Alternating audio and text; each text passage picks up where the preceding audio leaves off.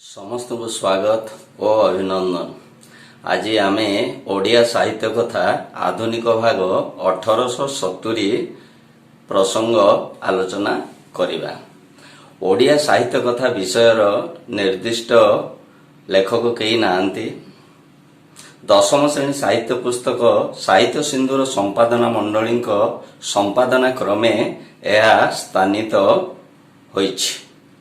ओडिया साहित्य कथा संपादन उद्देश्य है ओडिया साहित्य अध्ययन रे विद्यार्थी मानकु ओडिया साहित्यर आधुनिक पर्याय संबंध रे एक मोटामोटी धारणा देबा। आदि पर्यायर ओडिया साहित्य आधुनिक काल को किपरि परिवर्तित होइछि, तार स्वरूप किपरि, एहार परिवर्तनर कारण कौन, आधुनिक साहित्यर विविध विभागर स्वरूप संबंध रे एक साधारण धारणा देवा पई संपादना मंडली उद्यम आलोच्य प्रबंधटी रे बेस प्रशंसनीय और प्रणिधान योग्य। आम जानिचे इतिहास पृष्ठरू 19 शताब्दी ओडिशा आकाश रे अनेक दुर्दिन घटी जाइथिला। 19 शताब्दी ओडिशार भाग्याकाश रे अनेक घटना अघटना दुर्घटना और विघटना मान घटी जाइछि।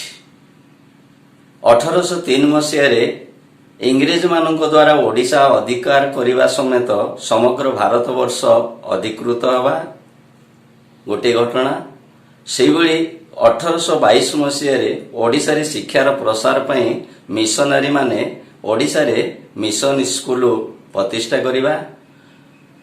1866 मसीहा ओडिशार नवंक दुर्भिक्ष, सर्वोपरि बंगाली मानकर षडयंत्र, ओडिया एक स्वतंत्र भाषा नय एवं तारी विरोध रे साहित्य रथी मानकर संग्राम, ये समस्त घटनावली ओडिया साहित्यर रूप को संपूर्ण रूपे बदलाई देइछि।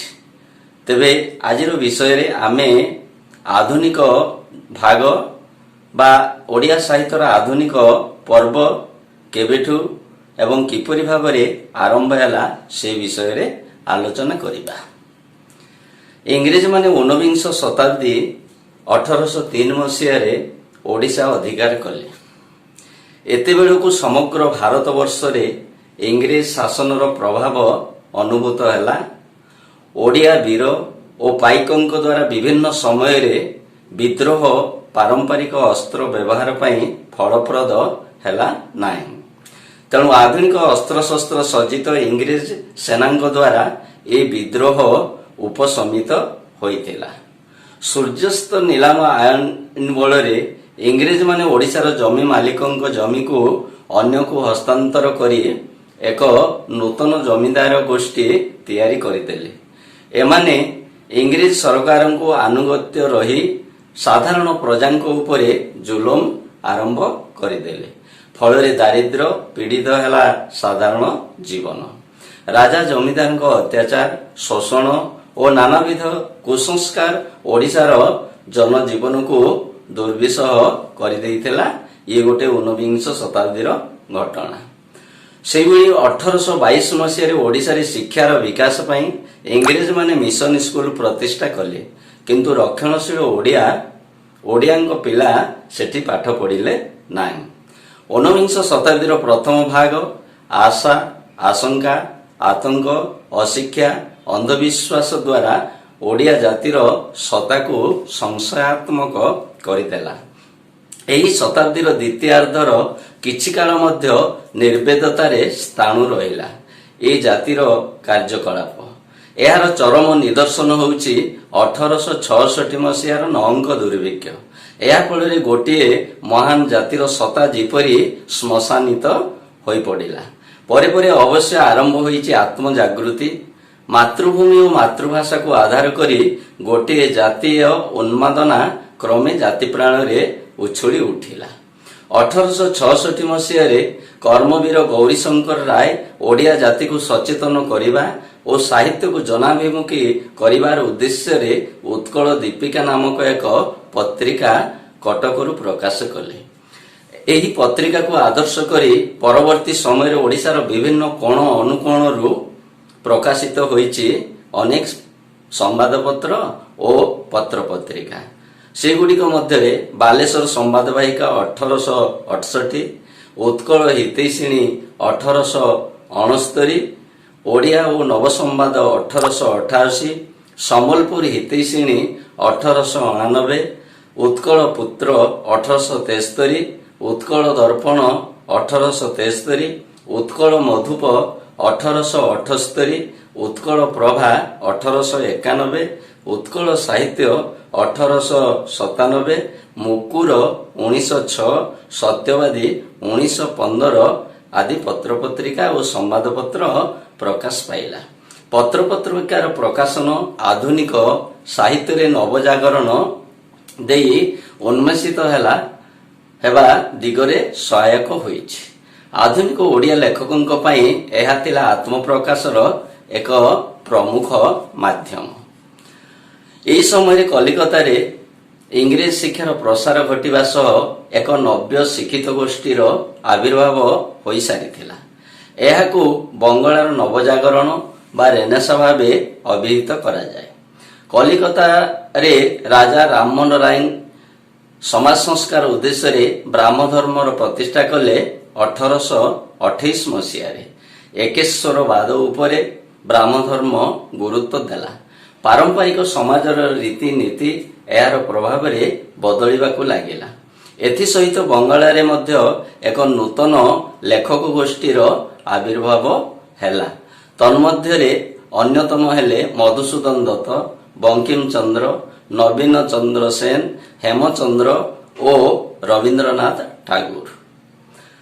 କଲିକତାରେ ଯେଭଳି ଭାବରେ ନବଜାଗରଣ ଏବଂ ନବଶିକ୍ଷିତ ଗୋଷ୍ଠୀର ଆବିର୍ଭାବ ହୋଇଥିଲା, ଓଡ଼ିଶାରେ ମଧ୍ୟ 1870 ମସିହାରେ ଏକ ନବ୍ୟ ସଭ୍ୟ ଶିକ୍ଷିତ ଗୋଷ୍ଠୀଙ୍କର ଆବିର୍ଭାବ ହେଲା। ଏମାନେ ଭାଷା ବିଲୋପ ଆନ୍ଦୋଳନ 1868କୁ ତୀବ୍ର ବିରୋଧ କରି ଓଡ଼ିଆ ଭାଷାର ସୁରକ୍ଷା ପାଇଁ ଶପଥ ନେଲେ। ଫଳରେ ଓଡ଼ିଆ ଭାଷା ବିଲୋପ ସଙ୍କଟରୁ ବର୍ତ୍ତିଗଲା। ଏହି ସଂଗ୍ରାମ ଓ ଭାଷା ପ୍ରୀତିରୁ ଆଧୁନିକ ଓଡ଼ିଆ ସାହିତ୍ୟର ହେଲା ଉନ୍ମେଷ। ଆଧୁନିକ ଶିକ୍ଷା, ଭାଷା ଆନ୍ଦୋଳନ, ପ୍ରାଚୀନ ସାହିତ୍ୟର ବୀତସ୍ପୃହତାରୁ ଆଧୁନିକ ଓଡ଼ିଆ ସାହିତ୍ୟ ଜନ୍ମ ନେଲା।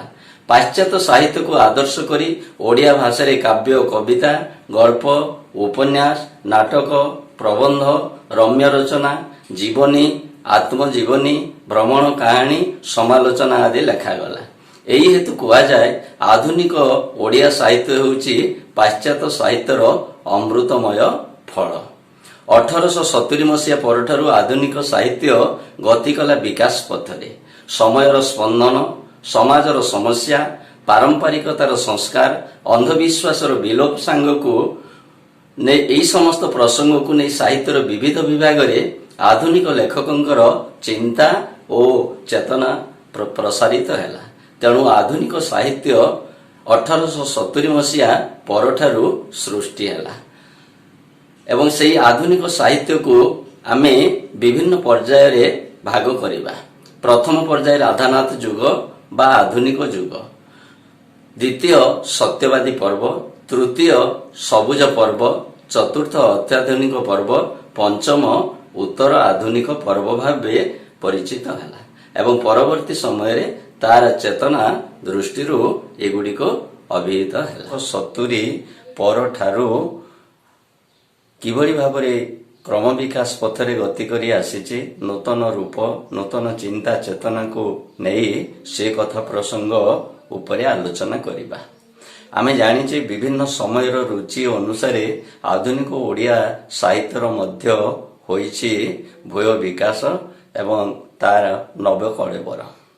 ସେହି ଆଧୁନିକ ଓଡ଼ିଆ ସାହିତ୍ୟକୁ ଆମେ ନିମ୍ନୋକ୍ତ ପ୍ରକାରରେ ବିଚାର କରିପାରିବା ବା ଆଧୁନିକ ଓଡ଼ିଆ ସାହିତ୍ୟକୁ ନିମ୍ନ ଭାବରେ ଆମେ ପର୍ଯ୍ୟାୟ ସୀମା ବା ସମୟ ସୀମା ନିର୍ଦ୍ଧାରଣ କରିପାରିବା। ଯଥା 1 ରାଧାନାଥ ଯୁଗ ବା ଆଧୁନିକ ଯୁଗ, 2 ସତ୍ୟବାଦୀ ପର୍ବ, 3 ସବୁଜ ଯୁଗ, 4 ପ୍ରଗତି ପର୍ବ, 5 ଆଧୁନିକ ପର୍ବ, 6 ଉତ୍ତର ଆଧୁନିକ ପର୍ବ। ଏହି ସମସ୍ତ ସମୟସୀମା ଭିତରେ ଯେଉଁ ସାହିତ୍ୟିକମାନେ ଆବିର୍ଭାବ ହୋଇ ଓଡ଼ିଆ ସାହିତ୍ୟର ବିଭବ ବିକାଶ କରିଛନ୍ତି ଏବଂ ଓଡ଼ିଆ ସାହିତ୍ୟକୁ ସମୃଦ୍ଧ କରିବା ସହିତ ରୁଦ୍ଧିମନ୍ତ କରିଛନ୍ତି, ସେମାନଙ୍କ ବିଷୟରେ ଆମେ ଧାରଣା ପାଇବା। ପ୍ରଥମେ ଆମେ ଦେଖିବା ରାଧାନାଥ ଯୁଗ ବା ଆଧୁନିକ ଯୁଗ। ଏହାକୁ ଆଧୁନିକ ଓଡ଼ିଆ ସାହିତ୍ୟର ଆଦି ପର୍ବ କୁହାଯାଏ। ଏହାର ସମୟସୀମା ହେଉଛି 1870 ମସିହାରୁ 1920 ମସିହା ପର୍ଯ୍ୟନ୍ତ। ଏହି ସମୟସୀମାକୁ ରାଧାନାଥ ଯୁଗ କୁହାଯାଏ, କାହିଁକିନା ସଂସ୍କୃତ କାବ୍ୟାଦର୍ଶକୁ ପରିହାର କରି ନୂତନ ଶୈଳୀରେ ରାଧାନାଥ ରାୟ ପ୍ରଥମ କରି ଓଡ଼ିଆ କାବ୍ୟ ରଚନା କଲେ। ତେଣୁ ତାଙ୍କ ନାଁ ଅନୁସାରେ ଏହି ସମୟସୀମାକୁ ରାଧାନାଥ ଯୁଗ କୁହାଯାଇଛି। ତେବେ ବର୍ତ୍ତମାନ ଆମେ ସେଇ ରାଧାନାଥ ଯୁଗର ବା ଆଧୁନିକ ଓଡ଼ିଆ ସାହିତ୍ୟର ଆଦି ପର୍ବର ଯେଉଁ କେତେଜଣ ସାହିତ୍ୟ ସାଧକ ଲେଖନୀ ଚାଳନା କରି ଓଡ଼ିଆ ସାହିତ୍ୟକୁ ସମୃଦ୍ଧ କରିଛନ୍ତି ସେମାନଙ୍କ ବିଷୟରେ ଆଲୋଚନା କରିବା। କବିବର ରାଧାନାଥ ରାୟ 1848 ମସିହାରେ ତାଙ୍କର ଜନ୍ମ, 1908ରେ ତାଙ୍କର ମୃତ୍ୟୁ। ସେ ଥିଲେ ଜଣେ ଉଚ୍ଚ ଶିକ୍ଷିତ, ପ୍ରଚଣ୍ଡ ବିଦ୍ୱାନ, ମେଧାବୀ ଓ ବିଚକ୍ଷଣ। ଜଣେ ଶିକ୍ଷକ ଭାବେ କାର୍ଯ୍ୟ ଆରମ୍ଭ କରି ଓଡ଼ିଶାର ସ୍କୁଲ ସମୂହର ପରିଦର୍ଶକ ହୋଇଥିଲେ। ସେ ଥିଲେ ଇଂରାଜୀ, ସଂସ୍କୃତ, ବଙ୍ଗଳା ଓ ଓଡ଼ିଆ ଆଦି ଭାଷାରେ ସୁପଣ୍ଡିତ। ସେ ପ୍ରଥମେ ବଙ୍ଗଳା ଭାଷାରେ ଲେଖୁଥିଲେ, ପରେ ସେ ଓଡ଼ିଆ ଭାଷାରେ ଲେଖାଲେଖି କଲେ। ଓଡ଼ିଆ ସାହିତ୍ୟକୁ ତାଙ୍କର ଦାନ ଅତୁଳନୀୟ ରହିଛି। ତାଙ୍କ ରଚିତ ବିବେକୀ, ଯେଉଁଟା 1873 ମସିହାରେ ରଚିତ ହୋଇଥିଲା, ତାହା ଓଡ଼ିଆ ସାହିତ୍ୟର ପ୍ରଥମ ପ୍ରବନ୍ଧ ଭାବେ ସ୍ୱୀକୃତି ପାଇଛି। ଏହି ପ୍ରବନ୍ଧରୁ ରାଧାନାଥ ରାୟଙ୍କର ଆଦର୍ଶବାଦୀ ବ୍ୟକ୍ତିତ୍ୱର ପରିଚୟ ମିଳିଥାଏ। ଏହାପରେ ସେ ରଚନା କଲେ ଇତାଲୀୟ ଯୁବା, ଯେଉଁଟା ରଚନା କରିଥିଲେ 1874ରେ ରଚନା କରିଥିଲେ ଏବଂ ଏଥିସହିତ କେତେକ ଗଳ୍ପ ଏବଂ କବିତା ମଧ୍ୟ ରଚନା କରିଥିଲେ। ମାତ୍ର 1885 ମସିହା ଠାରୁ କବି ରାଧାନାଥ ରାୟ ଗ୍ରୀକ୍ ଓ ଇଂରାଜୀ ସାହିତ୍ୟରୁ କଥାବସ୍ତୁ ଚୟନ ପୂର୍ବକ ଓଡ଼ିଶାର ବିଭିନ୍ନ ସ୍ଥାନିକ ପଟ୍ଟଭୂମି ସହିତ ତାହାକୁ ସମନ୍ୱୟ କରି ନୂତନ ଗାଥାକାବ୍ୟ ରଚନା କଲେ। କେଦାର ଗୌରୀ, ଉଷା, ଚନ୍ଦ୍ରଭାଗା, ନନ୍ଦିକେଶ୍ୱରୀ ଓ ପାର୍ବତୀ ତାଙ୍କର ପ୍ରଥମ 5ଟି ଗାଥାକାବ୍ୟ। ଏସବୁ କାବ୍ୟରେ ରାଧାନାଥ ରାୟ ବିଭିନ୍ନ ସ୍ଥାନର ଭୌଗୋଳିକ, ପ୍ରାକୃତିକ, ଐତିହାସିକ ଓ କିମ୍ବଦନ୍ତୀମୂଳକ ନାନା ପ୍ରସଙ୍ଗ ବର୍ଣ୍ଣିତ କରିଛନ୍ତି। ଏହାପରେ ସେ ରଚନା କଲେ ପ୍ରକୃତି କାବ୍ୟ ଚିଲିକା। ଓଡ଼ିଆ ସାହିତ୍ୟରେ ଏହା ଏକ କାଳଜୟୀ ସୃଷ୍ଟି। ଏହା କବି ରାଧାନାଥ ରାୟଙ୍କ ପ୍ରତିଭାର ଏକ ସାର୍ଥକ ନିଦର୍ଶନ। ତାପରେ ଅମିତ୍ରାକ୍ଷର ଛନ୍ଦରେ ରଚିତ ମହାଯାତ୍ରା ରଚନା କଲେ। ଏହା ଏକ ଅସମ୍ପୂର୍ଣ୍ଣ ମହାକାବ୍ୟ। ସେହିପରି ଦରବାର ତାଙ୍କର ଏକ ବ୍ୟଙ୍ଗ କାବ୍ୟ। ଏତଦ୍‌ବ୍ୟତୀତ ଯଯାତି କେଶରୀ, ଦଶରଥ ବିୟୋଗ, ସାବିତ୍ରୀ ଚରିତ, ଉର୍ବଶୀ ଆଦି କେତେକ କାବ୍ୟ ସହିତ ଶିବାଜୀଙ୍କର ଉତ୍ସାହ ବାକ୍ୟ, ଦୁର୍ଯ୍ୟୋଧନଙ୍କ ରକ୍ତ ନଦୀ ସନ୍ତରଣ ଆଦି କ୍ଷୁଦ୍ର କବିତା ଓ କେତେକ ଗଦ୍ୟ ରଚନା ତାଙ୍କ ପ୍ରତିଭାର ପରିଚୟ ଦିଏ। ରାଧାନାଥ ରାୟ ହିଁ ପ୍ରଥମେ ଓଡ଼ିଆ ସାହିତ୍ୟରେ ଇତିହାସ ଓ ଐତିହ୍ୟ ପ୍ରୀତି ଭାବ ପ୍ରକାଶିତ କଲେ। ସେହିଭଳି ଉତ୍କଳୀୟ ଓ ଭାରତୀୟ ଜାତୀୟତାବୋଧ, ବହି ପ୍ରକୃତି ଓ ଅନ୍ତଃପ୍ରକୃତିର ସମନ୍ୱୟରେ ପ୍ରକୃତି ବନ୍ଦନା ଇତ୍ୟାଦିକୁ ତାଙ୍କ ସାହିତ୍ୟ ରଚନା ଭିତରେ ବା କାବ୍ୟ କବିତାରେ ରୂପ ଦେଲେ। ତାଙ୍କ ସାହିତ୍ୟରେ ମାନବ ପ୍ରକୃତିର ନାନା ଦିଗ ଉନ୍ମୋଚିତ ହୋଇଥାଏ।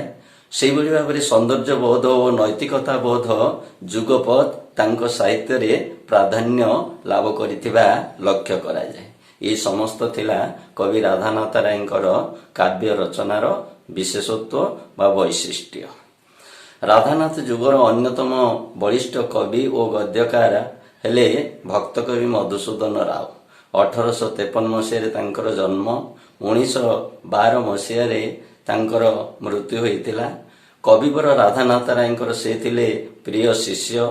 ମଧୁସୂଦନ କିନ୍ତୁ ବ୍ରାହ୍ମ ଧର୍ମ ଗ୍ରହଣ କରି ସାହିତ୍ୟରେ ଆଦର୍ଶବାଦ ଓ ନୈତିକତା ବୋଧ ଉପରେ ଗୁରୁତ୍ୱ ଦେଇଥିଲେ।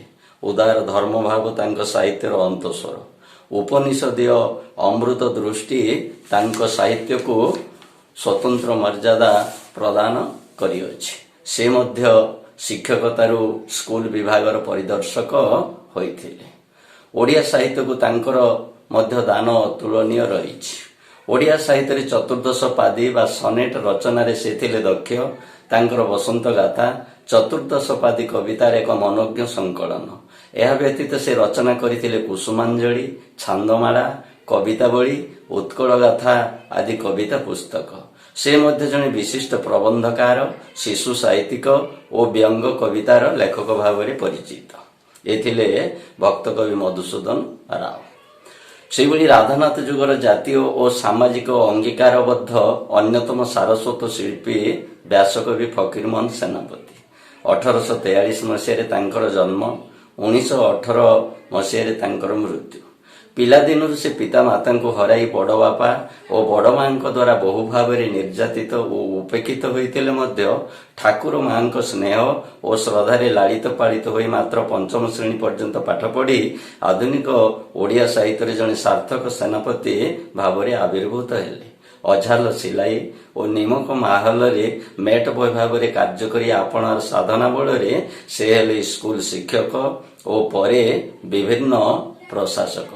ବିଭିନ୍ନ ଗଡ଼ଜାତ ରାଜ୍ୟରେ ଦେୱାନ, ମ୍ୟାନେଜର ଭାବରେ କାର୍ଯ୍ୟ କରି ଓଡ଼ିଶାର ସାମାଜିକ ପରିସ୍ଥିତି, ପ୍ରଶାସନିକ ମନୋଭାବ ଓ ସାଧାରଣ ଲୋକଙ୍କ ଦୁର୍ଦ୍ଦଶାକୁ ସେ ଉପଲବ୍ଧି କରିଥିଲେ। ସ୍କୁଲ ଶିକ୍ଷକ ଥିଲାବେଳେ ସେ ପ୍ରକାଶ କରିଛନ୍ତି ବାଲେଶ୍ୱର ସମ୍ବାଦବାହିକା ପରି ସମ୍ବାଦପତ୍ର ଓ ପ୍ରଥମ ସାହିତ୍ୟ ପତ୍ରିକା ବୋଧଦାୟିନୀ, ଯେଉଁଟା 1868ରେ ପ୍ରକାଶିତ ହୋଇଥିଲା। ପରେ ପରେ ସେ ଓଡ଼ିଆ ଭାଷା ସୁରକ୍ଷା ଆନ୍ଦୋଳନରେ ଅନ୍ୟତମ ମହାରଥୀ ଭାବରେ ଅବତୀର୍ଣ୍ଣ ହୋଇଛନ୍ତି।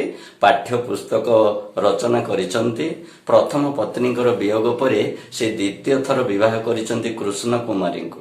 କୃଷ୍ଣ କୁମାରୀ ହେଲେ ତାଙ୍କ ପ୍ରଗତି ପଥରେ ସହାୟିକା। ଓଡ଼ିଆ ସାରସ୍ୱତ ଜଗତକୁ ତାଙ୍କର ପ୍ରାଥମିକ ଅବଦାନ ରାମାୟଣ, ମହାଭାରତ, ଉପନିଷଦ ଆଦି ଅନୁବାଦ। ପରେ ସେ ରଚନା କରିଛନ୍ତି ବହୁ କବିତା, ଗଳ୍ପ, ଉପନ୍ୟାସ ଓ ପ୍ରବନ୍ଧ। ଉତ୍କଳ ଭ୍ରମଣ 1892 ତାଙ୍କର ପ୍ରଥମ ଭିନ୍ନ ସ୍ୱାଦର ରଚିତ କବିତା ପୁସ୍ତକ। କେନ୍ଦୁଝର ଭୂୟାଁ ମେଳିରୁ ରକ୍ଷା ପାଇ ଆସିଲା ପରେ ସେ ଏହି କବିତା ପୁସ୍ତକ ରଚନା କରିଥିଲେ। ଏହା ପରେ ପରେ ସେ ରଚନା କଲେ ପୁଷ୍ପମାଳା, ପୂଜା ଫୁଲ, ଅବସର ବାସରେ, ଧୂଳି ଇତ୍ୟାଦି କବିତା ପୁସ୍ତକ ଓ ବୌଦ୍ଧାବତାର କାବ୍ୟ ରଚନା କଲେ। ଓଡ଼ିଆ ସାହିତ୍ୟକୁ ତାଙ୍କର ଶ୍ରେଷ୍ଠ ଅବଦାନ ହେଉଛି ଗଳ୍ପ ଓ ଉପନ୍ୟାସ। 6 ମାଳା 8 ଗୁଣ୍ଠ ତାଙ୍କର ଏକ କ୍ରାନ୍ତିକାରୀ ଓ କାଳଜୟୀ ଉପନ୍ୟାସ। ତତ୍କାଳୀନ ଓଡ଼ିଶାର ଗ୍ରାମ୍ୟ ଜୀବନର ଏହା ଏକ ମାର୍ମିକ ଆଲେଖ୍ୟ। ଲଛମା, ମାମୁଁ, ପ୍ରାୟଶ୍ଚିତ ତାଙ୍କର ଆଉ 3ଟି ଉପନ୍ୟାସ। ସେହିଭଳି ଭାବରେ ତାଙ୍କ ରଚିତ ରେବତୀ, ଯେଉଁଟା ରଚିତ ହୋଇଥିଲା 1898, ଆଧୁନିକ ଓଡ଼ିଆ ସାହିତ୍ୟର ପ୍ରଥମ ଗଳ୍ପ। ଏତଦ୍ ବ୍ୟତୀତ ସେ ଆହୁରି 20ଟି ଗଳ୍ପ ରଚନା କରିଥିଲେ। ସେହିଭଳି ତାଙ୍କର ଆତ୍ମଚରିତ ଓଡ଼ିଆ ସାହିତ୍ୟ ଭଣ୍ଡାରର ଅମୂଲ୍ୟ ନିଧି। ଏହା ହିଁ ଥିଲା ଓଡ଼ିଆ ସାହିତ୍ୟର ପ୍ରଥମ ପୂର୍ଣ୍ଣାଙ୍ଗ ଆତ୍ମଚରିତ। ନନାଙ୍କ ପାଞ୍ଜି ତାଙ୍କର ଏକ ରମ୍ୟ ରଚନା। ଏହା ବ୍ୟତୀତ ତାଙ୍କର କେତେ ପ୍ରବନ୍ଧ ରହିଛି। ତାଙ୍କୁ ବାମଣ୍ଡାର ରାଜସଭା ସରସ୍ୱତୀ ସମ୍ମାନରେ ଭୂଷିତ କରିଥିଲେ। ଏ ହେଲେ ଫକୀରମୋହନ ସେନାପତି। ରାଧାନାଥ ଯୁଗର ଅନ୍ୟତମ ସାର୍ଥକ ବିନ୍ଧାଣୀ ହେଲେ କୁଳବୃଦ୍ଧ ମଧୁସୂଦନ ଦାସ। 1903 ମସିହାରେ ଉତ୍କଳ ସମ୍ମିଳନୀ ପ୍ରତିଷ୍ଠା କରି ସ୍ୱତନ୍ତ୍ର ଉତ୍କଳ ପ୍ରଦେଶ ଗଠନ ପାଇଁ ଓଡ଼ିଆ ଜାତିକୁ ଏକତ୍ର କଲେ। ସେ ମଧ୍ୟ କେତେକ ଉଦ୍ବୋଧନମୂଳକ ଗୀତିକା ଓ ଅଭିଭାଷଣ ଲେଖିଥିଲେ। ସେହିଭଳି ରାଧାନାଥ ଯୁଗର ଅନ୍ୟତମ ବିଶିଷ୍ଟ କବି ହେଲେ ଗଙ୍ଗାଧର ମେହେର, ଯିଏକି ଓଡ଼ିଆ ସାହିତ୍ୟରେ ସ୍ୱଭାବ କବି ଭାବେ ପରିଚିତ। 1862 ମସିହାରେ ତାଙ୍କର ଜନ୍ମ, 1924 ମସିହାରେ ତାଙ୍କର ମୃତ୍ୟୁ। ସମ୍ବଲପୁର, ବର୍ତ୍ତମାନ ବରଗଡ଼ ଜିଲ୍ଲା ବରପାଲିରେ ତାଙ୍କର ଜନ୍ମ ଓ କର୍ମ ସାଧନା। ଜଣେ ସାଧାରଣ ଜୁଡ଼ିସିଆଲ ମୋହରିର ହୋଇ ମଧ୍ୟ ସେ ଯେଉଁ କାବ୍ୟ କବିତା ରଚନା କରିଗଲେ, ସେଥିପାଇଁ ଓଡ଼ିଆ ଜାତି ତାଙ୍କୁ ଆଜି ପ୍ରଣାମ ଜଣାଇଥାଏ। ତାଙ୍କ ରଚନା ବା କାବ୍ୟକୃତି ମଧ୍ୟରେ ଇନ୍ଦୁମତୀ, କୀଚକବଧ, ଉତ୍କଳ ଲକ୍ଷ୍ମୀ, ପ୍ରଣୟ ବଲ୍ଲରୀ, ତପସ୍ୱିନୀ, ପଦ୍ମିନୀ ଆଦି ତାଙ୍କର କାବ୍ୟ। ଅର୍ଘ୍ୟ ଥାଳି, କବିତା କଲ୍ଲୋଳ, କବିତା ମାଳା, ଭାରତୀ ଭାବନା, ଅହଲ୍ୟା ସ୍ତବ, ମହିମା, କୃଷକ ସଙ୍ଗୀତ ଆଦି ଓଡ଼ିଆ ସାହିତ୍ୟକୁ ତାଙ୍କର ବିଶିଷ୍ଟ ଦାନ। ସେହିଭଳି ରାଧାନାଥ ଯୁଗର ଅନ୍ୟତମ କବି ହେଲେ ପଲ୍ଲୀକବି ନନ୍ଦକିଶୋର ବଳ। 1875ରେ ଜନ୍ମ, 1928ରେ ମୃତ୍ୟୁ। ରାଧାନାଥ ଯୁଗର ଭିନ୍ନ ରୁଚି ଓ ଭିନ୍ନ ଭାବନାର କବି ଥିଲେ ନନ୍ଦକିଶୋର ବଳ। ସରଳ ସାବଲୀଳ ଲୋକମୁଖର ଭାଷାରେ ସେ ରଚନା କଲେ ଅନେକ ପଲ୍ଲୀ କବିତା। ପଲ୍ଲୀ ପ୍ରକୃତି, ପଲ୍ଲୀ ଜୀବନ, ପଲ୍ଲୀ ସଂସ୍କୃତି ସବୁକିଛି ତାଙ୍କ କବିତାମାନଙ୍କରେ ପ୍ରକାଶ ପାଇ ଓଡ଼ିଆ ପାଠକମାନଙ୍କୁ ଗଭୀର ଆନନ୍ଦ ଦେଲା। ତାଙ୍କ ରଚିତ ପଲ୍ଲୀ ଚିତ୍ର, ନିର୍ଝରିଣୀ, ଜନ୍ମଭୂମି, ବସନ୍ତ କୋକିଳ, ତରଙ୍ଗିଣୀ, ଚାରୁଚିତ୍ର, ନିର୍ମାଲ୍ୟ, ପ୍ରଭାତ ସଙ୍ଗୀତ, ସନ୍ଧ୍ୟା ସଙ୍ଗୀତ, ନାନାବାୟା ଗୀତ ଆଦି କବିତା ପୁସ୍ତକ ରଚନା କରିବା ସହିତ କୃଷ୍ଣା କୁମାରୀ ଓ ଶର୍ମିଷ୍ଠା ଓ ସୀତା ବନବାସ ପରି କାବ୍ୟ ରଚନା କରିଥିଲେ ଏବଂ ପାଠକମାନଙ୍କର ସେ ଶ୍ରଦ୍ଧା ଅର୍ଜନ କରିଛନ୍ତି। ସେ ମଧ୍ୟ କନକଲତା ନାମରେ ଏକ ଉପନ୍ୟାସ ରଚନା କରିଥିଲେ। ସେହିଭଳି ଲକ୍ଷ୍ମୀ ଶୀର୍ଷକ ଏକ ଗଳ୍ପ ଓ କେତେକ ପ୍ରବନ୍ଧ ଓ ସମାଲୋଚନା ଲେଖିଥିଲେ। ମୁଖ୍ୟତଃ ରାଧାନାଥ ଯୁଗର ବା ଆଧୁନିକ ଓଡ଼ିଆ ସାହିତ୍ୟର ଆଦି ପର୍ବରେ ଏଇମାନେ ପ୍ରମୁଖ ଭୂମିକା ଗ୍ରହଣ କରିଥିଲେ।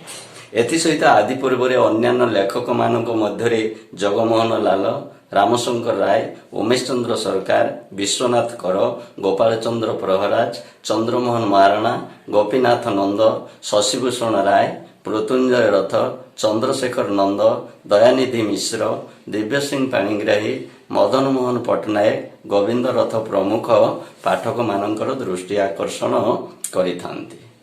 ଜଗମୋହନ ଲାଲ ଓଡ଼ିଆ ସାହିତ୍ୟର ପ୍ରଥମ ନାଟ୍ୟକାର। ବାବାଜୀ 1877 ତାଙ୍କର ପ୍ରଥମ ନାଟକ।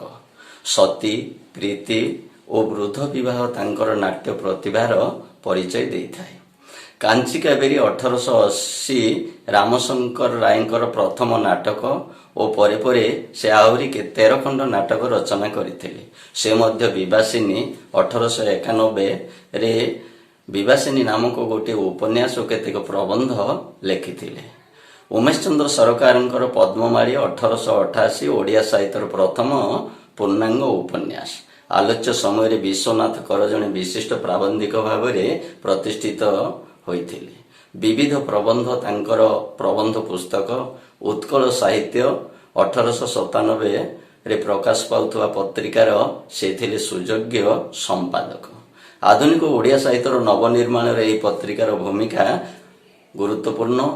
ଗୋପାଳ ଚନ୍ଦ୍ର ପ୍ରହରାଜ ଜଣେ ବିଶିଷ୍ଟ ରମ୍ୟ ରଚକ ଓ ପ୍ରାବନ୍ଧିକ ଭାବରେ ପରିଚିତ। ଭାଗବତ ଟୁଙ୍ଗିରେ ସନ୍ଧ୍ୟା, ବାଇ ମହାନ୍ତି ପାଞ୍ଜି, ଆମ ଘରର ହାଲଚାଲ, ଦୁନିଆର ହାଲଚାଲ, ନନାଙ୍କ ବସ୍ତାନୀ, ବାଇ ନାନୀଙ୍କ ବୁଜୁଳି, ମିଆଁ ସାହେବଙ୍କ ରୋଜନା ମଚା ଆଦି ପୁସ୍ତକର ସେ ପ୍ରଣେତା। ପୂର୍ଣ୍ଣଚନ୍ଦ୍ର ଓଡ଼ିଆ ଭାଷାକୋଷ ତାଙ୍କର ଏକ ଅକ୍ଷୟ କୀର୍ତ୍ତି। ଏହା 7 ଖଣ୍ଡରେ ପ୍ରକାଶିତ। ଏହାକୁ ବା ପୂର୍ଣ୍ଣଚନ୍ଦ୍ର ଓଡ଼ିଆ ଭାଷାକୋଷକୁ ଓଡ଼ିଆ ଭାଷାର କଳା କୋଣାର୍କ କୁହାଯାଇଥାଏ। ପଣ୍ଡିତ ଗୋପୀନାଥ ନନ୍ଦଙ୍କର ଶ୍ରୀ ଭାରତ ଦର୍ପଣ ସାରଳା ମହାଭାରତ ଉପରେ ପ୍ରଥମ ପ୍ରାମାଣିକ ଆଲୋଚନା ଗ୍ରନ୍ଥ। ସେ ମଧ୍ୟ କେତେକ ସଂସ୍କୃତ ନାଟକକୁ ଓଡ଼ିଆ ଭାଷାରେ ଅନୁବାଦ କରିଥିଲେ ଏବଂ ତାଙ୍କର ବିଶିଷ୍ଟ କୃତି ଓଡ଼ିଆ ଶବ୍ଦ ତତ୍ତ୍ୱ ଅଭିଧାନ ଓ ଓଡ଼ିଆ ଭାଷା ତତ୍ତ୍ୱ। ସେହିଭଳି ରାଧାନାଥ ଯୁଗର ଅନ୍ୟତମ ସାର୍ଥକ କବି ହେଉଛନ୍ତି, ଲେଖକ ହେଉଛନ୍ତି ମୃତ୍ୟୁଞ୍ଜୟ ରଥ। ମୃତ୍ୟୁଞ୍ଜୟ ରଥଙ୍କର ସାରଳା ଚରିତ ଓ ଅନ୍ୟାନ୍ୟ ରଚନା ତଥା ସମାଲୋଚନା ଉଲ୍ଲେଖଯୋଗ୍ୟ। ତାରିଣୀ ଚରଣ ରଥ ଉତ୍କଳ ସାହିତ୍ୟର ଇତିହାସ ରଚନା କରିବା ସହିତ କେତୋଟି ଗଳ୍ପ ଓ ଉପନ୍ୟାସ ରଚନା କରିଥିଲେ। ତାହେଲେ ମୁଖ୍ୟତଃ ଯେଉଁମାନଙ୍କର ନାମ ଉଲ୍ଲେଖ ଏଠାରେ କରାଗଲା ସେଇମାନେ ଆଧୁନିକ ଓଡ଼ିଆ ସାହିତ୍ୟର ଆଦି ପର୍ବକୁ ବଳିଷ୍ଠ ରୁଦ୍ଧିମନ୍ତ କରିଥିଲେ। ଏମାନେ ସମସ୍ତେ ଅନେକ କାବ୍ୟ, କବିତା, ଗଳ୍ପ, ଉପନ୍ୟାସ, ଜୀବନୀ, ଭ୍ରମଣ କାହାଣୀ ରଚନା କରି ଓଡ଼ିଆ ବାଣୀ ଭଣ୍ଡାରକୁ ସମୃଦ୍ଧ କରିଯାଇଛନ୍ତି।